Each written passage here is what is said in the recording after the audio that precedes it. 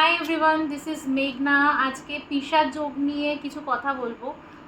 29 মার্চের পর থেকে অনেক রাশি আছেন যারা স্যাটার্নের ট্রানজিটের পর সাফার করছেন, এবং 29 মার্চে কিন্তু শনি এবং রাহুর একটা পিশার যোগ তৈরি হয়েছে। শনি যখন মীন রাশিতে গেল তখন থেকেই বুঝতে পারছেন যে অনেকের লাইফে অনেক রকম প্রবলেম হচ্ছে, রিলেশনশিপ বলুন, হেলথ বলুন। এবং 29 মার্চে মীন রাশিতে শনি, রাহু এবং মঙ্গলের যে প্রভাব, এই যোগ কিন্তু অনেকের ক্ষেত্রেই হানিকারক হতে পারে। এর প্রভাব ডিরেক্টলি অর্থব্যবস্থাতে পড়বে এবং যুদ্ধের একটা সিচুয়েশান তো ক্রিয়েট হচ্ছেই, ঝামেলা লাগার বা যুদ্ধ লাগার যে ধরনেরই জিনিসপত্র ক্রিয়েট হচ্ছে সবটাই কিন্তু এই ধরনের মার্সের এনার্জির জন্য ক্রিয়েট হচ্ছে। এবং মানুষ কিন্তু দেখবে যে অনেক সম্পর্ক ভেঙে যাচ্ছে, হেলথ ইস্যু ক্রিয়েট হচ্ছে, এবং কিছু মানুষ থাকবে যারা আত্মহনন করবে, কিছু মানুষ থাকবে যারা কিন্তু আত্মহত্যা করবে।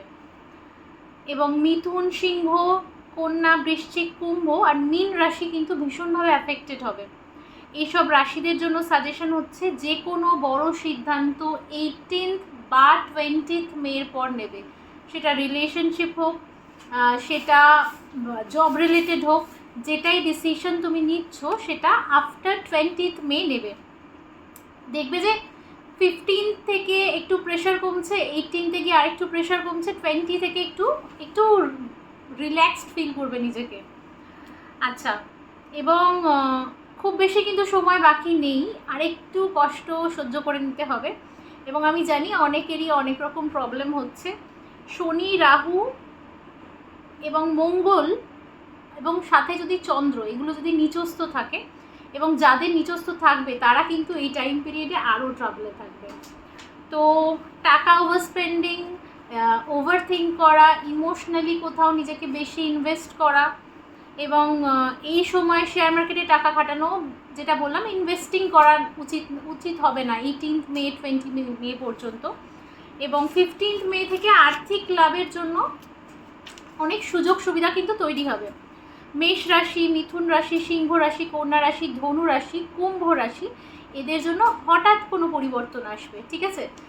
আর যারা এই সিচুয়েশনটায় মনে করছো যে আত্মহননের দিকে যাবে, আমি তাদেরকে বলবো যে একটু ওয়েট করে যাও, একটু বিলিফ রাখো, একটু ফেথ রাখো, এবং ডাউট করো না ইউনিভার্সাল প্ল্যানের উপর।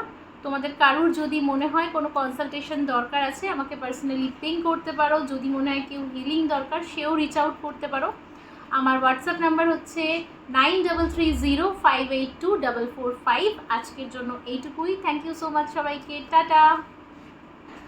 আরেকটা ইম্পর্টেন্ট জিনিস হচ্ছে, এই টাইম পিরিয়ডটাতে অনেকেই আছেন যারা নেগেটিভ এনার্জি বা নেগেটিভ থট দ্বারা অ্যাফেক্টেড হবে। তো বহু মানুষের উপর স্পেল কাস্ট করা হবে, এবং যাদের অরা ভীষণ উইক থাকবে, যারা ভিতর থেকে উইক থাকবে, যারা নেগেটিভ থটস দ্বারা অ্যাফেক্টেড থাকবে, অ্যাসিওর থাকো যে তারাই অ্যাফেক্টেড হবে। তো চেষ্টা করো পজিটিভিটিতে থাকার এবং নেগেটিভ সমস্ত কিছুর থেকে দূরে থাকার, সেটা থট প্রসেসই হোক না কেন।